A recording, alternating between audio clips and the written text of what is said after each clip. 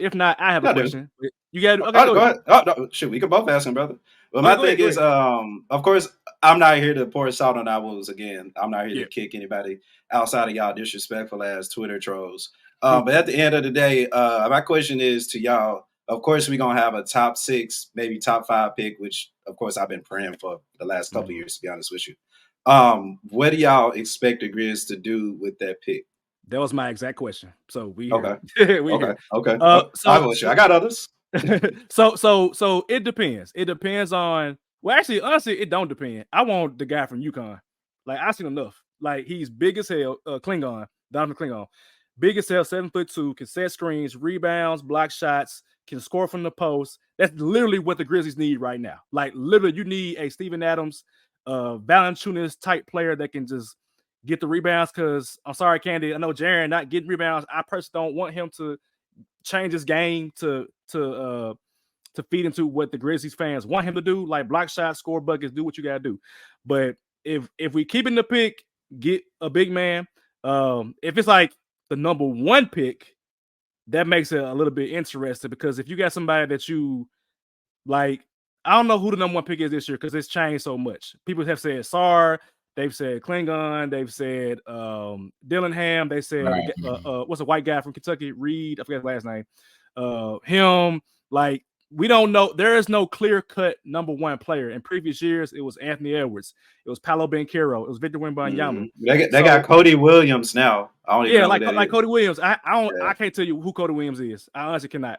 And so I feel like if you get the number 1 pick and you know who like the best player is, or if you know who you really want, if you want like Klingon or whatever, I'm trading down and you giving me some more vets to put with this team, and I'm getting a first round pick so that I can get a big man to pair beside Jaren Jackson Jr. That's what I would do personally. I would prioritize big man.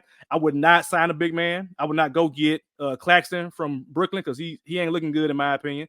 There's no other big man that's out there that I just really have a desire for.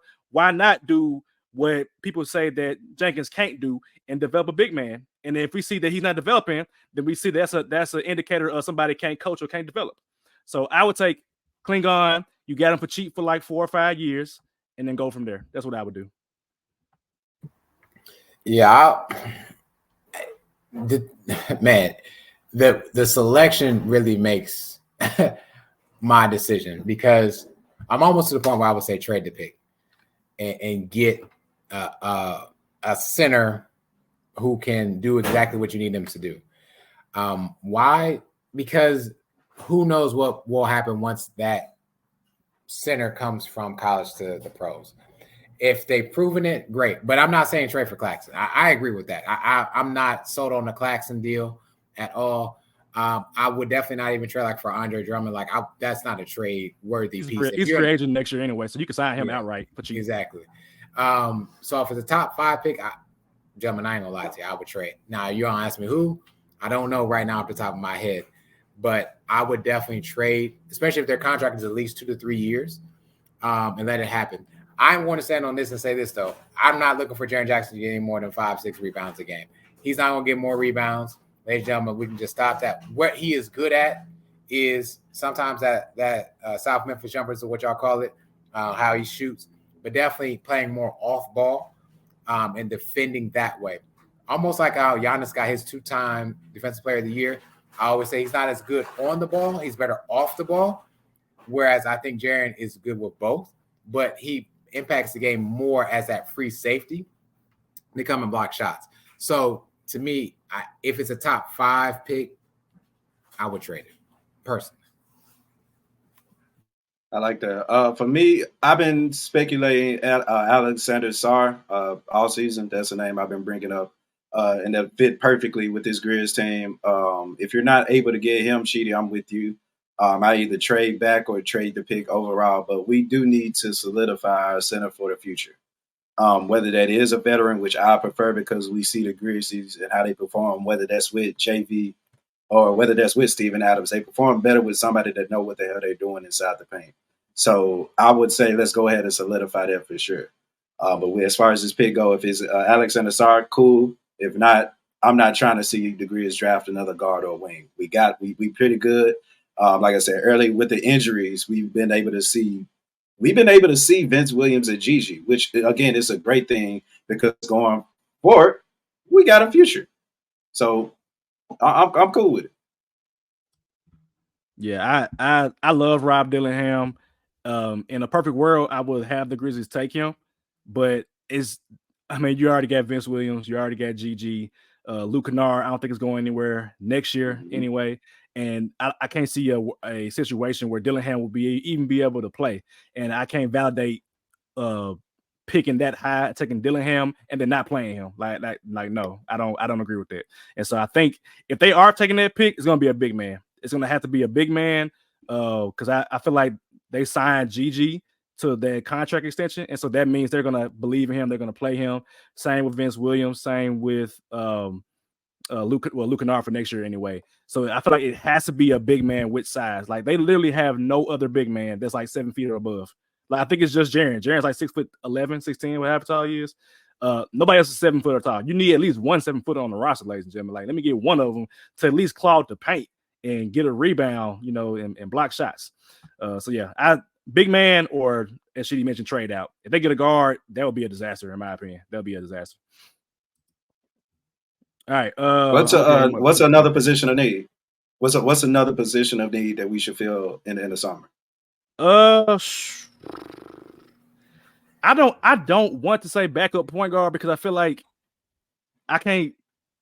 Like Tyus Jones was kind of like a perfect backup point guard in that he could start, and I said it for weeks, months, years, that he is a starter on a contending team. But the backup point guard to me does not matter that much because they're not going to play that much in the playoffs. And the Grizzlies are in theory trying to get to the playoffs, and I don't want a valuable asset like Tyus Jones getting extended minutes in the playoffs when I got freaking Ja Morant. This is an all NBA caliber player, so I don't want to play my backup point guard and get hyped about that. I would say they need shooters. They need more somebody that can knock down a shot and move off the ball. Like we have too much isolation going on with like Ja, with Jaren, with Bang sometimes. That's not a bad thing per se, but I need somebody that can be a guaranteed knockdown shooter. I thought in theory that's going to be Yuta Watanabe, be a corner shooter, but he been trash. He has been terrible for the Grizzlies. Luke Kennard is obviously a shooter, but they need as many shooters as possible because last year they literally could not make a shot against the Lakers in the playoffs. And meanwhile, Hachimura was making every damn thing. So I would say give me a shooter or a 3-and-D kind of player. Yeah, Roy ain't been that hot since, boy. I'll tell you that right now. I agree that because, again, in the perfect world for the Grizzlies, you're going to want spacing. Who spaces the floor better than shooters? And so I completely agree about that. I don't believe, to your point, a backup point guard is needed because once Ja returns fully healthy and you have Desmond Bane and others, Marcus Smart, whatever, even if Ja is out, right? So let's say he's playing 38 minutes a game. That still leaves you 10 minutes of a game time to still put in someone else for your backup point guard, so to speak. So I don't think that is necessary. I think Tyus was just a perfect fit. He was perfect. So perfect that he went to Washington and he's just getting paid to just be there at this point.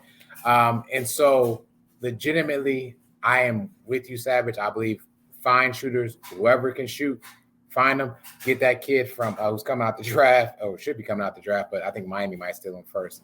Where was he from? From Oakland. Stop it. That man like a 6-year senior. He look like man. And why? Goki, whatever name. I don't know what his name is. He gonna mess around and be the same player that we've seen before. But honestly, get some shooters, man. You cannot. The more shooters you have, the greater chance you have of winning. And Ja's game is not a spot up 3-point shooter. He is a slasher, and if he slashes to the paint and bringing and drawing double teams, perfect for it. That's a shooter's dream. Take it right out. I'm there to kick it and hit the three. So shooters. If that center needs to be established first, though. Period, point blank. Even if y'all go, is Hardenstein available next season? Like from the Knicks? I'm not saying draft a first round pick, but Jesus Christ, get him somebody.